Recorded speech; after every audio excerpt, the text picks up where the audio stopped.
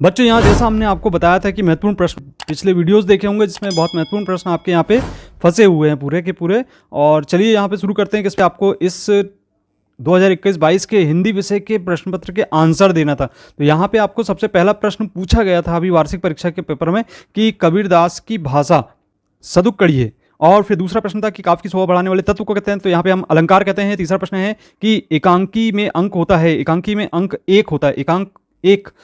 इसके बाद जो पढ़ा लिखा ना हो उसे हम कहते हैं अनपढ़। इसमें दिखना था लेखिका मृदुला गर्ग ने अपनी नानी को क्यों नहीं देखा था, क्योंकि वह स्वर्ग सिधार गई थी इसलिए नहीं देख पाई थी। तो ये इस तरीके से ये इसमें पांचवें प्रश्न का आंसर देना था। इसके बाद छठवें प्रश्न का आंसर देना था आपको छायावाद के प्रमुख कवि हैं। तो यहाँ पे छायावाद के प्रमुख कवि 4 हैं। इसके बाद चलिए रिक्त स्थानों की पूर्ति करना था जिसमें आपको सही विकल्प चुनकर यहाँ पे लिखना था। तो पहला प्रश्न था यहाँ पे खालिस्तान को हिंदी साहित्य का स्वर्ण युग माना गया है। तो यहाँ पे आप देख सकते हैं कि भक्ति काल को माना गया है। इसके बाद मातृक छंद में खालिस्तान की गणना की जाती है, तो मात्राओं की गणना की जाती है। इसके बाद फोटो में प्रेमचंद के साथ उनकी पत्नी हैं।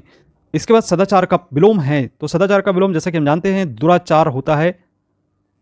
और मेरे नाना पक्के खालिस्तान माने जाते हैं, तो साहब माने जाते हैं रामचरितमानस महाकाव्य है। और जटिल शब्द भांडे का अर्थ है बर्तन से, बर्तन भांडे बोला जाता है इसलिए बर्तन से होगा। इसके बाद सही जोड़ियां यहाँ पे आपको दिख रही हैं। यहाँ पे कबीर का संबंध आपको यहाँ से बनाना था। कबीर का आप यहाँ पे संत कवि से बनाएंगे। पंचवटी, पंचवटी का आप खंड काव्य से बनाएंगे। इसके बाद नाना साहब की पुत्री मैना, और इसके बाद भूमि का धरा से संबंध है। और इसके बाद माटी वाली के लेखक यहाँ पे आपको दिख रहे हैं विद्यासागर नौटियाल। और अंत में दोहा मातृक छंद है। तो इस तरीके से आपको सही जोड़ी बनाना था बच्चों। इसके बाद एक वाक्य में उत्तर देना था। तो यहाँ पे आप देख सकते हैं कि पहला प्रश्न था कबीर रसखान किसके अनन्य भक्त थे, तो यहाँ पे आप लिखेंगे श्री कृष्ण के भक्त थे। इसके बाद दूसरा है प्रबंध काव्य के कितने भेद होते हैं, तो यहाँ पर इसके 3 भेद होते हैं। और साहित्यिक पुरखे किसे कहा गया है, तो यहाँ पे आप देख सकते हैं विशेषण को कहा गया है। इसके बाद उपसर्ग शब्द में कहाँ जुड़ता है, उपसर्ग शब्द में कहाँ जुड़ता है, तो ये प्रारंभ में जुड़ता है शब्द के। इसके बाद आप देख रहे हैं चौथा रचना के आधार पर वाक्य के 3 भेद होते हैं, इसका आंसर देना था आपको।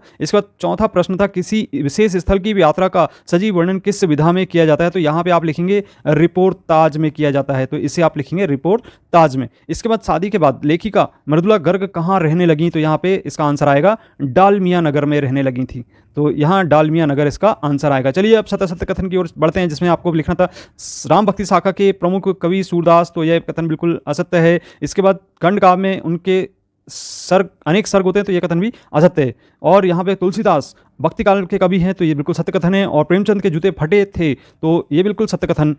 किरण शब्द का पर्यायवाची रश्मि होता है, तो यह कथन सत्य है। और लेखिका मृदुला गर्ग की नानी झगड़ालू औरत थी, तो ये बिल्कुल असत्य कथन है। इसके बाद चलिए इसमें देख रहे हैं हम यहाँ पे बहुत महत्वपूर्ण प्रश्न आपको पूछे गए थे, ये सभी आपने याद किए होंगे क्योंकि हमने आपको महत्वपूर्ण प्रश्नों का एक पूरा का पूरा वीडियो आपको बाद में जारी किया था, आपने देखा होगा। वीर गाथा काल की विशेषताएं, भक्ति काल के स्वर्ण युग क्यों कहा जाता है, या कबीरदास के भाव सुंदर की 2 विशेषताएं, माखनलाल चतुर्वेदी के भाव पक्ष की 2 विशेषताएं, मनुष्य ईश्वर में कहाँ ढूंढता है, या किस शासन की तुलना तम के प्रभाव से की गई, अलंकार की परिभाषा, और रस के कितने अंक होते हैं। और इसके बाद प्रत्येक का नाम लिखना था आपको। पंडित जगन्नाथ के अनुसार काव्य किसे कहते हैं, और अनुप्रास अलंकार की परिभाषा आपको उदाहरण से देनी थी। और कहानी एवं उपन्यास में अंतर और एकांकी और नाटक में अंतर, तो सभी अंतर आपके पूछे गए हैं। यहाँ पे प्रेमचंद जी की भाषा शैली के बारे में आया है, और महादेवी वर्मा जी की भाषा शैली की विशेषताएं लिखनी थी आपको। कांजी उसमें पक्षियों की हाजिरी क्यों ली जाती थी, ये भी आपको महत्वपूर्ण प्रश्न में बताया था। नैना की अंतिम इच्छा क्या थी, और निपात शब्द से क्या है, इसका भी आंसर आपने दिया होगा। संधि की परिभाषा एवं प्रकार लिखना था आपको। लेखिका मृदुला अपनी नानी के व्यक्तित्व से क्यों प्रभावित थी, और भूख मीठी की भोजन मीठा से क्या अभिप्राय, ये आपको हमने बहुत महत्वपूर्ण प्रश्न बताया था। दोहा छंद की परिभाषा आपने लिखे होंगे, छुपाई छंद की परिभाषा उदाहरण सहित आपने दिए होंगे।